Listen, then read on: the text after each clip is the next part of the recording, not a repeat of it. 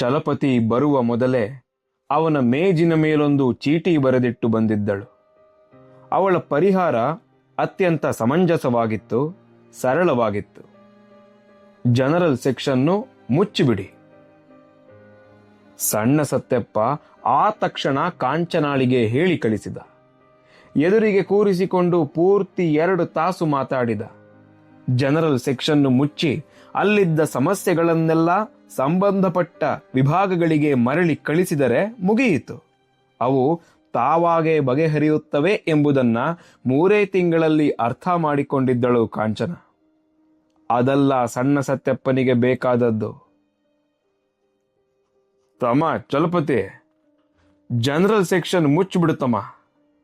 ಈ ಹುಡುಗಿ ಇನ್ಮ್ಯಾಲೆ ಇಲ್ಲೇ ನಿನ್ ರೂಮಿನ ಪಕ್ಕಿ ರೂಮ್ನ್ಯಾಗ ಕುಂತ್ಕೊಂಬಲಿ, ಪ್ರಮೋಸನ್ನು ಎಂದು ಹೇಳಿ ದಡದಡನೆ ಮೆಟ್ಟಿಲುಗಳನ್ನ ಇಳಿದು ಹೋದ.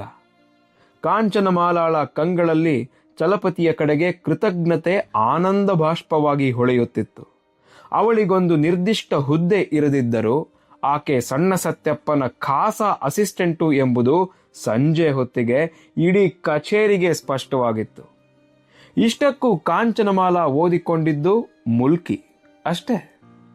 ತೇರು ಬೀದಿಯ ಎಡಕ್ಕಿದ್ದ ಹತ್ತಿ ಜಿನ್ನಿನ ಹಿಂಭಾಗದ ತೀರಾ ಚಿಕ್ಕ ಮನೆಯೊಂದರಲ್ಲಿ ಇರುತ್ತಿದ್ದಳು. ಮನೆಗೆ ಹತ್ತಿರದ ಕಿರಿಸ್ತಾನರ ಇಗರ್ಜಿಗೆ ಆಗಾಗ ಹೋಗಿ ಅಲ್ಲಿನ ಪಾದ್ರಿಗಳಿಂದ ಒಂದೊಂದೇ ಅಕ್ಷರ ಇಂಗ್ಲಿಷು ಕಲಿತು ಬರುತ್ತಿದ್ದಳು. ಕೆಲವೇ ವರ್ಷಗಳ ಹಿಂದೆ ಟೆಲಿಗ್ರಾಫ್ ಇಲಾಖೆಯನ್ನ ಊರ ಮಂದಿಯೆಲ್ಲ ಅಚ್ಚರಿಯಿಂದ ಕಣ್ಣುಗಳನ್ನ ಅರಳಿಸಿ ನೋಡುತ್ತಿದ್ದಂತೆಯೇ ಬೆರಳ ಮನೆಯಲ್ಲಿ ಕುಟ್ಟಿ ಕುಟ್ಟಿ ಅಕ್ಷರ ಮೂಡಿಸುತ್ತಿದ್ದ ಟೈಪ್ ರೈಟರುಗಳನ್ನೂ ನೋಡುತ್ತಿದ್ದರು. ಟೈಪ್ ಕಲಿತವರಿಗೆ ಇಂಗ್ಲಿಷರ ಸರ್ಕಾರದಲ್ಲಿ ಭಾರೀ ಕೆಲಸ ಸಿಗುತ್ತದೆ ಎಂಬ ನಂಬಿಕೆ ಇತ್ತು. ಮರುವಾರದಲ್ಲೇ ಮದ್ರಾಸಿನಿಂದ ಸಣ್ಣ ಸತ್ಯಪ್ಪ ತರಿಸಿಕೊಟ್ಟ ಟೈಪ್ ರೈಟರ್ ಅನ್ನ ಎಳೆಯ ಮಗುವಿನ ನೆತ್ತಿ ಸವರಿದಂತೆ ಸವರಿ ಒಂದೊಂದೇ ಅಕ್ಷರಗಳನ್ನ ಕುಟ್ಟತೊಡಗಿದಳು ಕಾಂಚನ. ಇವಳಿಗೆ ಎಷ್ಟಿದ್ದಾವು? 30 ಇಲ್ಲ ಇನ್ನ ಇದು ಹೆಚ್ಚಿದ್ದಾವು ಎಂದು ಪದೇ ಪದೇ ಯೋಚನೆ ಮಾಡುತ್ತಿದ್ದ ಚಲಪತಿ ತೀರಾ ಅವಳ ಎದುರಿಗೆ ಬಂದ ಕೂಡಲೇ ತಮ್ಮ ಮೊದಲ ಭೇಟಿಯ ಸಂಜೆ ನೆನಪಾಗಿ ವಿಷಣ್ಣನಾಗಿ ಬಿಡುತ್ತಿದ್ದ. ಬರೀ 3 ವರ್ಷಗಳಲ್ಲಿ ಅವಳು ಎಷ್ಟು ಬೆಳೆದಳು ಅಂದರೆ, ಹಬೆಯ ಬಸ್ಸುಗಳು ಮೂಲೆಗೆ ಬಿದ್ದು ಪೆಟ್ರೋಲ್ ಎಂಬ ಎಣ್ಣೆ ತುಂಬಿಸಿ ಗಾಡಿಯೋಡಿಸತೊಡಗಿದ ಕಾಲದಲ್ಲಿ ಅನಿವಾರ್ಯವಾಗಿ SMS ಕಂಪನಿಯು 11 ಜನ ಪಾಲುದಾರರ ಬೋರ್ಡೊಂದರ ಕೈಯಲ್ಲಿ ಆಳಿಸಿಕೊಳ್ಳತೊಡಗಿದಾಗ ಸಣ್ಣ ಸತ್ಯಪ್ಪನ ನಂತರದ ಸ್ಥಾನ ಚಲಪತಿಯದ್ದಲ್ಲ, ಕಾಂಚನಾಳದ್ದೇ ಎಂಬಂತಾಗಿತ್ತು. SMS ಬೋರ್ಡಿಗೆ ಸೆಕ್ರೆಟರಿಯಾಗುವುದು ಕಾಂಚನಮಾಲೆಗೆ ಕಷ್ಟವೂ ಇರಲಿಲ್ಲ, ಬೇಕೂ ಇರಲಿಲ್ಲ. ಈ ಸಂಸ್ಥೆಗೆ ಬಂದ ದಿನದಿಂದ ನೀವು ಕೊಟ್ಟ ಕೆಲಸ ಮಾಡಿಕೊಂಡೇ ಬೆಳೆದಿದ್ದೀನಿ. ಈಗಲೂ ನಿಮ್ಮ ಆಜ್ಞೆ ಏನಿದ್ರೂ ಕೇಳ್ತೀನಿ ಅಷ್ಟೇ. ಅದಕ್ಕಿಂತ ದೊಡ್ಡದು ನನಗೆ ಬೇಡ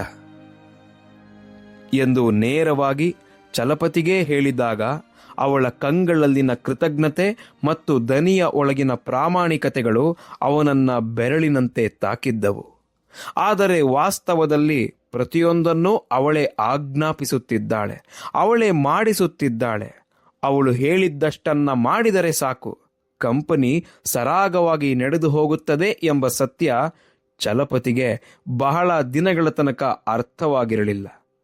ಕಂಪನಿಯ ಬೆಳವಣಿಗೆಯ ಜೊತೆಯಲ್ಲೇ ರಾಜಕೀಯ ಜಿದ್ದುಗಳು ಮತ್ತು ಅಧಿಕಾರದ ಪೈಪೋಟಿಗಳು ಎಲ್ಲವೂ ಧಾರಾಳವಾಗಿ ಬೆಳೆದವು. ಬಸ್ಸಿನ ದಂಧೆಯೇನೆಂದೇ ಗೊತ್ತಿರದ ಡೈರೆಕ್ಟರ್ಗಳು ಕೂಡ ಸಣ್ಣ ಸತ್ಯಪ್ಪನ ನಂತರ ತಾವೇ SMS ಕಂಪನಿಯ ಮುಖ್ಯಸ್ಥರಾಗಬೇಕೆಂದು ಹೊಂಚುತ್ತಿದ್ದರು. ಆದರೆ ಚಲಪತಿಯ ಏಣಿ ಕಾಂಚನಮಾಲೆಯ ಪೋಷಣೆಯಲ್ಲಿತ್ತು. ಅವನನ್ನ ಯಾರೂ ಕೂಡ ಮೀರಿ ಬೆಳೆಯದಷ್ಟು ಜಾಗರೂಕತೆ ವಹಿಸುವುದು ಅವಳಿಗೆ ಗೊತ್ತಿತ್ತು. ಕಾಲಿಟ್ಟ 6 ವರ್ಷಗಳಲ್ಲಿ ಕಂಪನಿಯ ಎಲ್ಲ ರಹಸ್ಯಗಳನ್ನೂ ಅರ್ಥ ಮಾಡಿಕೊಂಡಿದ್ದ ಕಾಂಚನಮಾಲಾ ಯಾವ ಹೊತ್ತಿನಲ್ಲಿ ಎಲ್ಲಿರಬೇಕು, ಹೇಗಿರಬೇಕು, ಏನನ್ನು ಹೇಗೆ ಮಾಡಬೇಕು ಎಂಬುದನ್ನು ಸಣ್ಣ ಸತ್ಯಪ್ಪನಿಗಿಂತಲೂ ಚೆನ್ನಾಗಿ ತಿಳಿದುಕೊಂಡಿದ್ದಳು. ನೋಡಲು ಮಂಜಿನಷ್ಟು ತಣ್ಣಗೆ, ತೆಪ್ಪಗೆ ಕಾಣುತ್ತಿದ್ದ ಕಾಂಚನಮಾಲ ತನ್ನ ಆಂತರ್ಯದಲ್ಲೊಂದು ಕಬ್ಬಿಣದಷ್ಟು ದೃಢವಾದ ಮನಸ್ಸು ಸಾಕಿಕೊಂಡಿದ್ದಳು. ಅವಳ ನಿಷ್ಠೆ, ಪ್ರಾಮಾಣಿಕತೆಗಳು ಸಂದಾಯವಾಗುತ್ತಿದ್ದುದು ಒಬ್ಬ ಚಲಪತಿಗೆ ಮಾತ್ರ. ಈ ಹೆಂಗಸು ತನ್ನನ್ನು ಮೀರಿ ಬೆಳೆಯುತ್ತಿದ್ದಾಳೆ ಎಂಬ ಆತಂಕವೊಮ್ಮೆ ವಿಚಿತ್ರವಾಗಿ ಚಲಪತಿಯಲ್ಲಿ ಮೊಳೆತು ನಿಂತಿತ್ತು. ಅದನ್ನು ಅದುಮಿಡಲಾಗದೆ ಅವಳ ಮುಂದೊಮ್ಮೆ ಅಂದೂ ಬಿಟ್ಟ. ಫಕ್ಕನೆ ಕೆರಳಿದಳು ಕಾಂಚನಮಾಲ. ಅವಳ ಅರಳು ಕಂಗಳಲ್ಲಿ ಸರ್ಪರೋಷವಿತ್ತು. ಸೋಮಯಾಜುಲ ವೆಂಕಟಾಚಲಪತಿಗಾರು, ಇವತ್ತೇ ಈಗಿಂದೀಗ್ಲೇ ಈ ಕಂಪನಿಯ ಬೀಗದ ಕೈಗಳನ್ನ ನಿಮ್ಮ ಕೈಲಿಟ್ಟು ಹೋಗು ಅಂದರೆ ಹೋಗ್ಬಿಡ್ತೀನಿ. ಆದರೆ ಅದರಿಂದ ನಿಮಗೇನು ಒಳ್ಳೆಯದಾಗಲ್ಲ ಎಂದು ಗುಡುಗಿದಳು. ಚಲಪತಿ ಪೆದ್ದನಂತೆ ಕುರ್ಚಿಯಲ್ಲಿ ಕುಸಿದು ಕುಳಿತಿದ್ದ. ಕೊಂಚ ಹೊತ್ತಿನ ನಂತರ, ಚಲಂ, ನಾನು ಮಾಡ್ತಿರೋ ಒಂದೊಂದು ಕೆಲಸವು ನಿಮ್ಮ ಶ್ರೇಯಸ್ಸು, ನಿಮ್ಮ ಬೆಳವಣಿಗೆಗೆ ಸಹಾಯ ಆಗಲಿ ಅಂತ ಮಾಡ್ತೀನಿ. ಅದನ್ನ ಅರ್ಥ ಮಾಡ್ಕೊಳ್ಳಿ. ನನ್ನ ಈ 45 ವರ್ಷಗಳ ಜೀವನದಲ್ಲಿ ನಾನು ಪ್ರಾಮಾಣಿಕಳಾಗಿರೋದು 2 ಗಂಡಸರಿಗೆ ಮಾತ್ರ. 2ನೇಯವರು ನೀವು. ಇಷ್ಟರ ಮೇಲೂ ಗೆಳೆತನ ಕಳ್ಕೋಬೇಕು ಅನ್ಸಿದ್ರೆ ನಿಮ್ಮಿಷ್ಟ ಎಂದು ತಗ್ಗಿದ ದನಿಯಲ್ಲಿ ಹೇಳಿ ಸುಮ್ಮನಾದಳು. ಚಲಪತಿ ಸಂಪೂರ್ಣವಾಗಿ ಸೋತಿದ್ದ. ಅವತ್ತೇ ಕಡೆ ಅವನ ಆಯುಧಗಳು ಯಾವುವು ಕಾಂಚನಮಾಲೆಯ ಮುಂದೆ ಒರೆಯಿಂದ ಹೊರಬೀಳಲಿಲ್ಲ. ಉರುಳಿದ ವರ್ಷಗಳು ಕಾಂಚನಮಾಲಾಳ ವ್ಯಕ್ತಿತ್ವವನ್ನ ಸಾಕಷ್ಟು ಬದಲಾಯಿಸಿದ್ದವು. ಕೆಲಸಕ್ಕೆ ಬಂದ ಹೊಸತರಲ್ಲಿ ಉಡುತ್ತಿದ್ದಂತೆ ಢಾಳ ರಂಗಿನ ಸೀರೆಗಳು ಈಗ ಅವಳಲ್ಲಿ ಇರಲಿಲ್ಲ. ಹೆಚ್ಚಾಗಿ ಕೆನೆ ಬಣ್ಣದ ಸೀರೆ, ಕನಕಾಂಬರ ರಂಗಿನ ಕುಪ್ಪಸ ಧರಿಸುತ್ತಿದ್ದವಳ ಪುಟ್ಟ ಆದರೆ ದಟ್ಟವಾದ ಜಡೆಯಲ್ಲಿ ಸದಾ ಒಂದು ಗುಲಾಬಿ ಸಿಕ್ಕು ಬಿದ್ದಿರುತ್ತಿತ್ತು. ಅರಳು ಗಣ್ಣುಗಳಲ್ಲಿನ ಹೊಳಪಿಗೆ ದುಂಡನೆಯ ಕನ್ನಡಕ ಅದೊಂದು ತೆರನಾದ ಗಂಭೀರ ಜಾಣತನದ ಮೆರುಗು ನೀಡಿತ್ತು. ಅವಳ 45 ವರ್ಷಗಳ ದೇಹ ಇನ್ನಾದರೂ ಕಡೆದಿಟ್ಟಂತೆ ಅಚ್ಚುಕಟ್ಟಾಗಿತ್ತು. ಧ್ವನಿ ಸ್ಫುಟವಾಗಿತ್ತು. ಅವಳ ಮಾತುಗಳಲ್ಲಿ 45 ವರ್ಷಗಳ ಅನುಭವ, ತಿಳುವಳಿಕೆಗಳ ನೆರಳಿತ್ತು. ಜಾಹ್ನವಿಯ ಜೊತೆಗೆ ಮಲಗಿ ಎದ್ದ ನಂತರ ಮೈಗೆ ಸುತ್ತಿಕೊಂಡ ಅಸಹ್ಯದ ಪರಿಣಾಮವಾಗಿ ಚಲಪತಿ ಹೆಂಗಸರು ಅಂದರೆ ಸಾಕು ಹರದಾರಿ ದೂರವಿರುತ್ತಿದ್ದನು ಎಂಬುದು ನಿಜವಾದರೂ, ದಿನದ ಹೆಚ್ಚಿನ ಭಾಗ ಜೊತೆಯಲ್ಲಿಯೇ ಇರುತ್ತಿದ್ದ ಕಾಂಚನಮಾಲೆಯ ಮೈಯ ಕದಲಿಕೆಗಳನ್ನು ಕಂಡಾಗಲೆಲ್ಲ ಅವನಲ್ಲಿ ಆಸೆ ಗಾಳಿಯಾಗಿ ಬೀಸುತ್ತಿತ್ತು.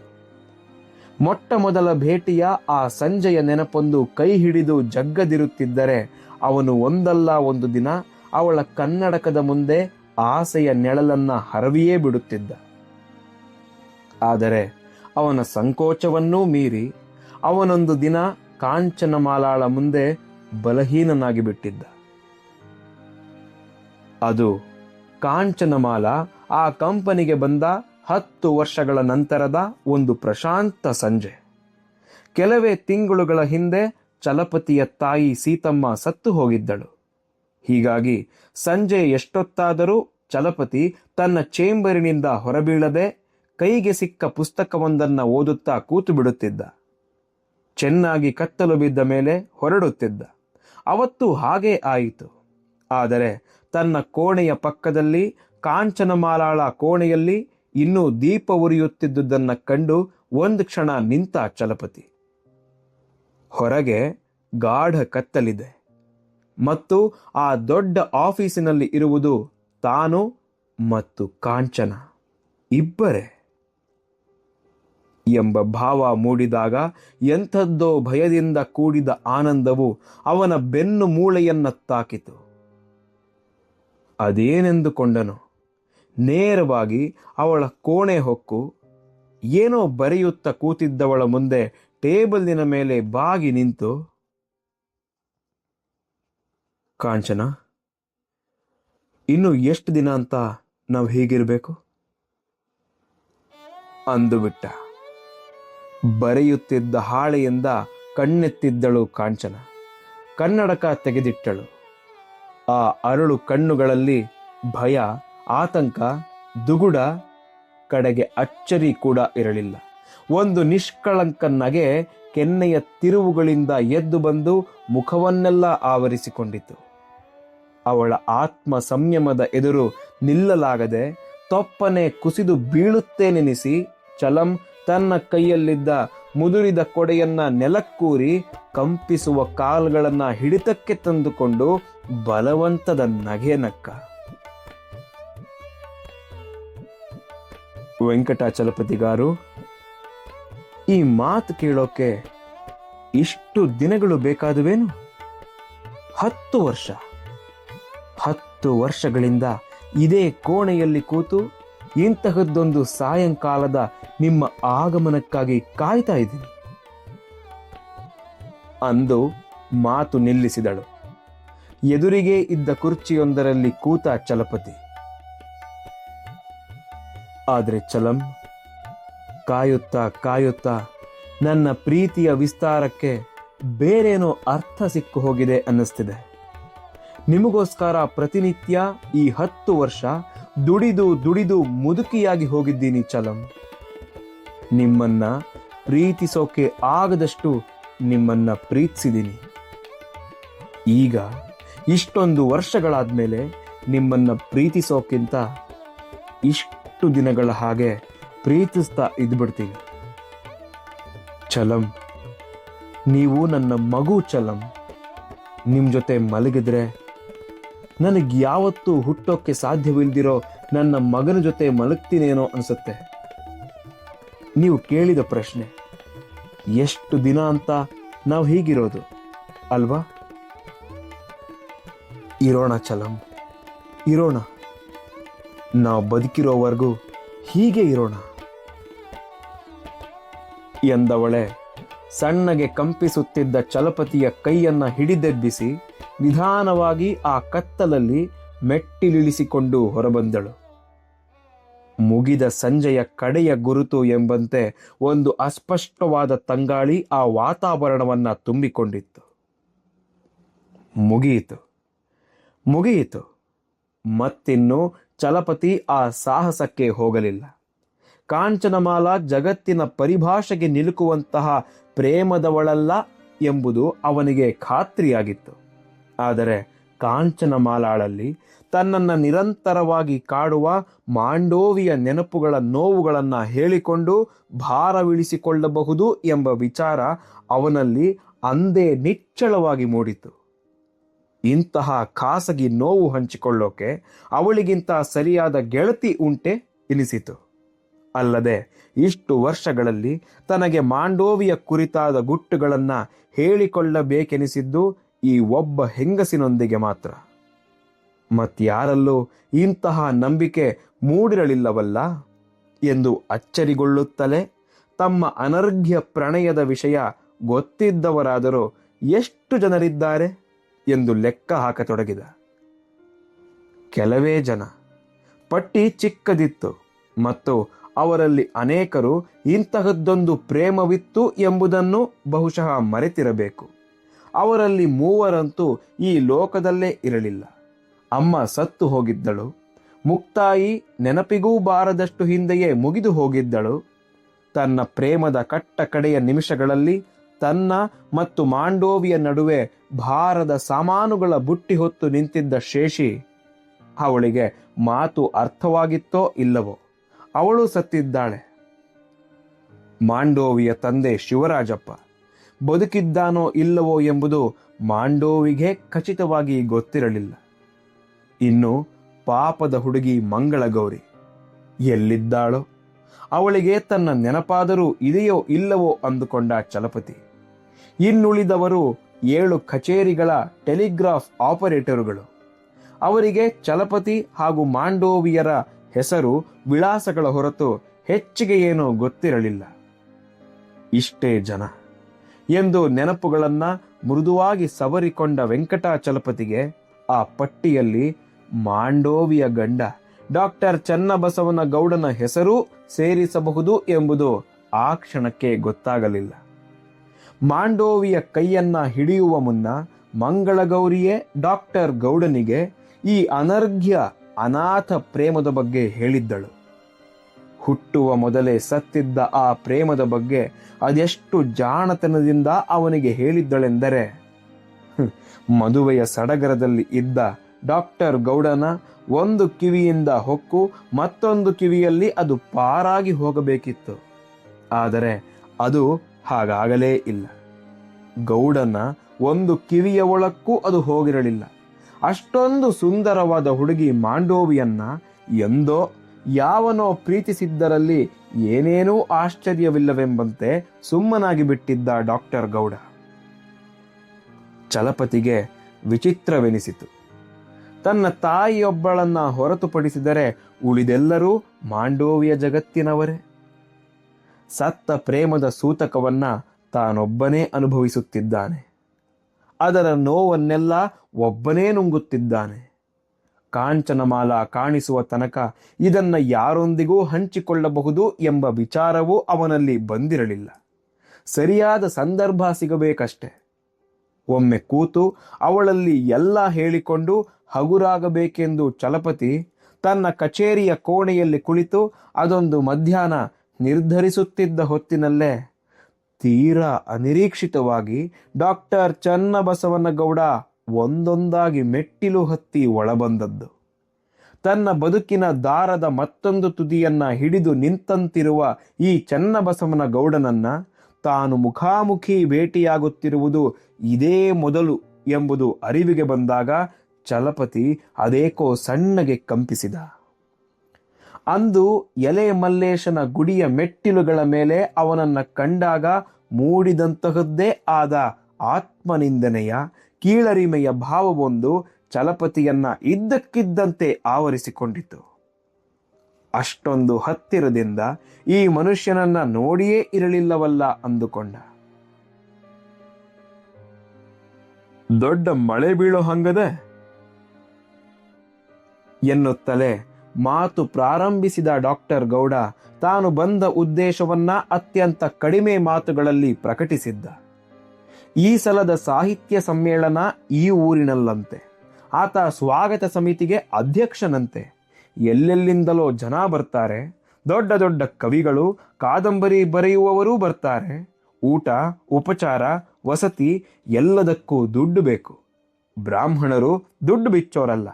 ಮಾತಾಡ್ತಾರೆ, ಹೆಚ್ಚೆಂದರೆ ಓಡಾಡ್ತಾರೆ.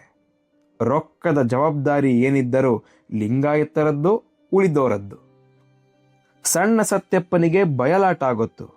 ಬಯಲಾಟ ಸಾಹಿತ್ಯಕ್ಕೆ ಹತ್ತಿರವಾದದ್ದು ಮತ್ತು ತನ್ನಂತಹ ತಾನು ಬಂದು ಬಾಯಿ ಬಿಟ್ಟು ಕೇಳಿದರೆ ಇಲ್ಲವೆನ್ನದೆ ಆತ ಚಂದ ಕೊಡುತ್ತಾನೆ.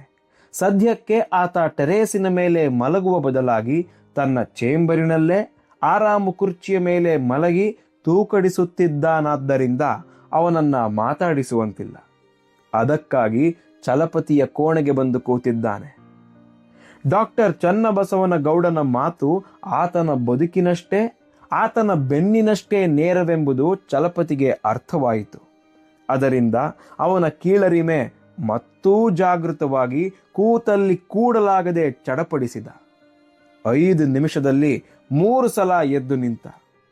ವಿನಾಕಾರಣ ಹೂಜಿಯಿಂದ ನೀರು ಬಗ್ಗಿಸಿಕೊಂಡು ಕುಡಿದ. ಅದ್ಯಾವುದನ್ನೂ ಗಮನಿಸದ ಡಾಕ್ಟರ್ ಚನ್ನಬಸವನಗೌಡ ಅರಳು ಹುರಿದಂತೆ ಮಾತಾಡುತ್ತಲೇ ಇದ್ದ. ಸಾಹಿತ್ಯ, ಸಂಗೀತ, ಕಲೆ, ಆರೋಗ್ಯ, ಮಳೆ ಏನೆಲ್ಲ ಮಾತಾಡಿದ. ಹೊರಗೆ ಸಣ್ಣಗೆ ಬಿದ್ದ 4 ಹನಿ ಮಳೆ 10 ನಿಮಿಷದ ಒಳಗಾಗಿ ಧಬಧಬನೆ ಸುರಿಯುವ ಮುಸಲಧಾರೆಯಾಗಿ ಮಾರ್ಪಟ್ಟಿತ್ತು. ಆಗ ಇದ್ದಕ್ಕಿದ್ದಂತೆ ಡಾಕ್ಟರ್ ಗೌಡ ಮಾಂಡೋವಿಯ ಮಾತನ್ನ ತೆಗೆದ.